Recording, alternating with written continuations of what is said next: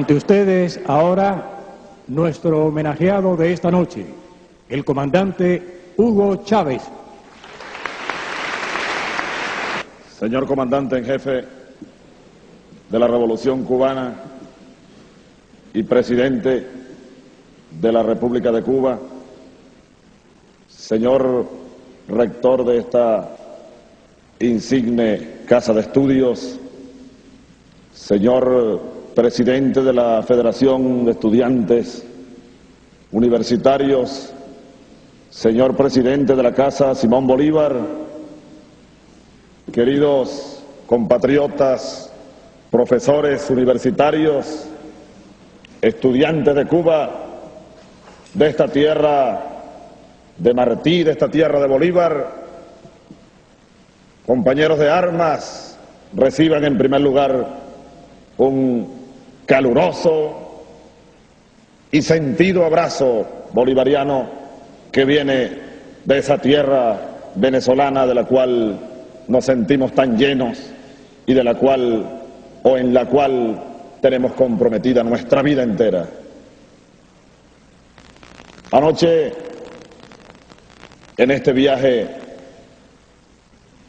fugaz, pero profundo a Cuba, una compatriota cubana me preguntaba en el avión que si era la primera vez que yo venía a Cuba. Le dije que sí, pero al mismo tiempo le dije algo que quiero repetir en este momento tan emotivo, tan emocionante. Primera vez que vengo físicamente, porque en Sueños a Cuba vinimos muchas veces los jóvenes latinoamericanos. En Sueños a Cuba vinimos infinidad de veces los soldados bolivarianos del ejército venezolano, que desde hace años decidimos entregarle la vida a un proyecto revolucionario, a un proyecto transformador. Así que, de verdad, agradezco este nuevo honor que me hace el presidente Fidel Castro, que me hacen todos ustedes. Y como le decía anoche, cuando recibí la inmensa y agradable sorpresa de ser esperado en el Aeropuerto Internacional José Martí por él mismo en persona, le dije: yo no merezco este honor, aspiro merecerlo algún día en los meses y en los años por venir. Lo mismo le digo a todos ustedes, queridos compatriotas cubanos, latinoamericanos. Algún día esperamos venir a Cuba en condiciones de extender los brazos y en condiciones de mutuamente alimentarnos en un proyecto revolucionario latinoamericano, y andamos como el viento tras esa semilla que aquí cayó un día y aquí en terreno fértil retoñó y se levanta, como lo que siempre hemos dicho, y no lo digo ahora aquí en Cuba porque está en Cuba y porque, como dicen en mi tierra, en el llano venezolano, me sienta guapo y apoyado, sino que lo decíamos en el mismo ejército venezolano antes de ser soldados insurrectos. Lo decíamos en los salones, en las escuelas militares de Venezuela. Cuba es un bastión de la dignidad latinoamericana y como tal hay que verla y como tal hay que seguirla y como tal hay que alimentarla. Tantas cosas que se agolpan en la mente, tantos recuerdos, tantas veces soñar con Cuba, estar en Cuba y al fin estar aquí. Recordaba, y hablando de rebeldes, subrayo lo dicho por el presidente de la Federación de Estudiantes. y lo dicho por el comandante en jefe Fidel Castro acerca de la cumbre de Miami. Esa cumbre no se hizo para rebeldes, por lo tanto no estuvieron allí los cubanos. Nosotros tampoco podemos entrar a territorio norteamericano. Nos tienen prohibida la entrada, lo dije una vez en Colombia y lo vuelvo a decir ahora en Cuba con más fuerza y con más vigor. Nos honra como soldados rebeldes que no nos dejen entrar a territorio norteamericano. En eso andamos nosotros. Después de 10 años de trabajo intenso en el seno del ejército venezolano, después de una rebelión y otra rebelión, ahora dedicados al trabajo revolucionario en 3 direcciones fundamentales que voy a permitirme resumir ante ustedes para invitarles al intercambio, para invitarles a extender lazos de unión y de trabajo, de construcción concreta. En primer lugar, estamos empeñados en levantar una bandera ideológica pertinente y propicia a nuestra tierra venezolana, a nuestra tierra latinoamericana, y es la bandera bolivariana.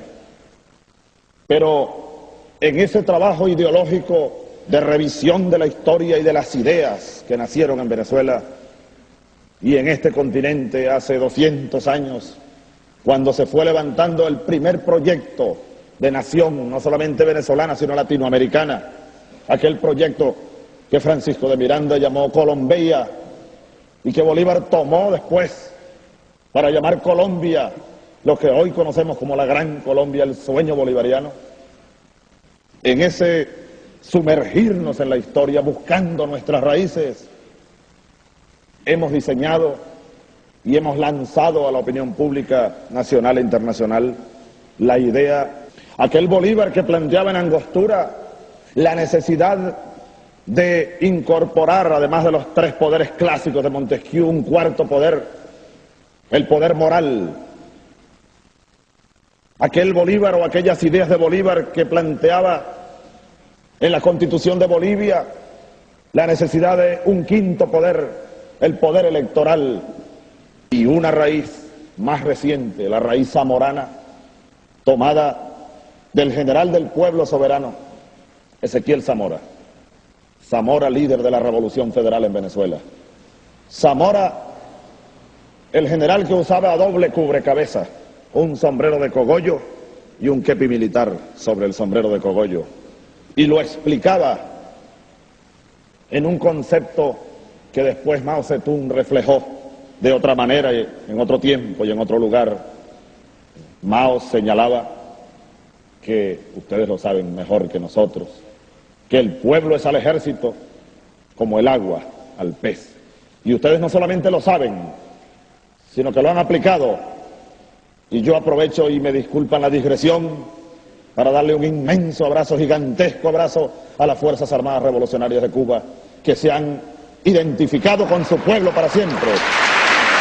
En muy pocas horas nos vamos, y digo nos vamos porque con nosotros o conmigo anda el teniente Isea Romero, teniente de paracaidistas y de blindados.